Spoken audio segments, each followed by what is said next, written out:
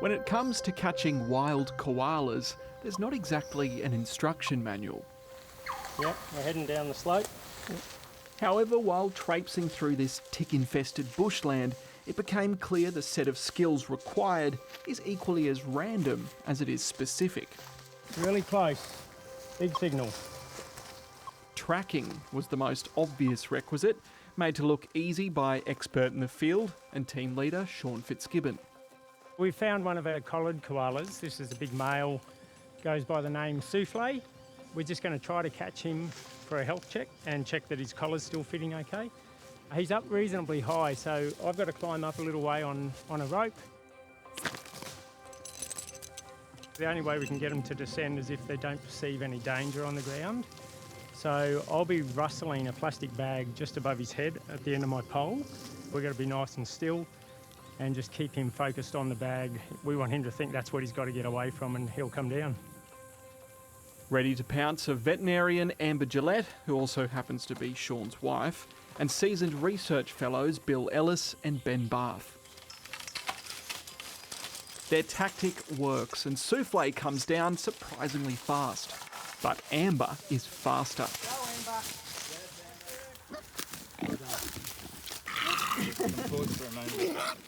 Good job, you gave it a go, Benno.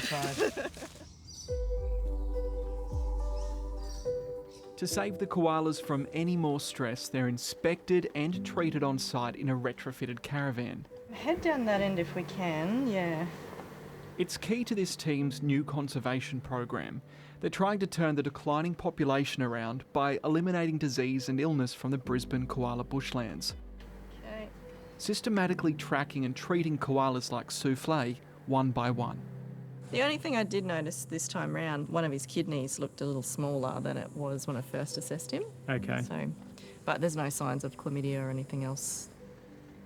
It's a good outcome for Souffle. They'll keep a close eye on his health and keep tracking his movements. There used to be so many koalas here. We think chlamydia has been the big driver of population decline, so that's what we're really focusing on addressing.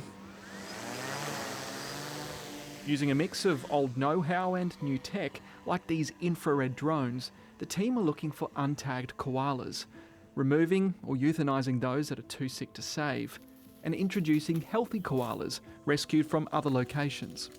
We sort of trialled this approach at another site in Brisbane, and within 3 years, that population had turned around, completely flipped on its head from greater than 70% of koalas with chlamydia to we couldn't find any sick koalas in there. We had reproducing females. One of the key problems with chlamydia is it actually can cause infertility as well. So once that takes hold, particularly in females, your rate of young decreases rapidly and you can have a dramatic decline in koala numbers. 150 kilometres north on the Sunshine Coast, another team of scientists have made a breakthrough in this lab. Pretty big deal, I think. We're pretty proud of it all, the whole team is. Professor Peter Timms developed a single-dose vaccine for koala chlamydia, which has been approved by Australia's veterinary medicine regulator. We're putting pressure under them from habitat destruction, roads, dogs and all other sorts of things, bushfires and climate change, that to add in one more management tool, I guess, a vaccine, to maybe tip the balance back in some respects. It's not a solution for every population, but nevertheless, in some cases, it might tip them back into a survival mode. His colleague, Dr. Sam Phillips, confirmed its efficacy, crunching a decade of clinical data from multiple vaccination trials. We're able to decrease death by chlamydia, and also the chances of the koalas getting disease was pushed out by 3 years, and that was the median chance of koalas. So 50% of the koalas were protected from disease for an extra 3 years. And it delayed that onset of koalas not being able to breed anymore, so that it gives them that extra little bit of time to be able to have more joeys and to hopefully save that population from extinction. And this koala hospital in Moreton Bay has been trialling iterations of the vaccine for several years. The vaccine is not a treatment. It's only good for healthy koalas, and it doesn't stop them from getting the infection in the first place. They can still get disease, but we've seen that it does help some koalas out there, so yeah, we're hopeful that it'll help them. Back in the Brisbane koala bushlands, they've managed to keep chlamydia at bay, and there are high hopes for this female. All right, well, let's get her in out of the sun. Samantha was caught in a ground trap months after being monitored mingling with a male. We got some great news. What have you got? We got Come a look at this. beautiful little baby. This is a super fresh joey. We're like well less than 2 days old, potentially even just one. They don't look like much. That's why they're called jelly beans, because they look like a jelly bean. And this is what the whole point of this is, isn't it? Yeah, I mean, we've now got the project underway. First baby in the population.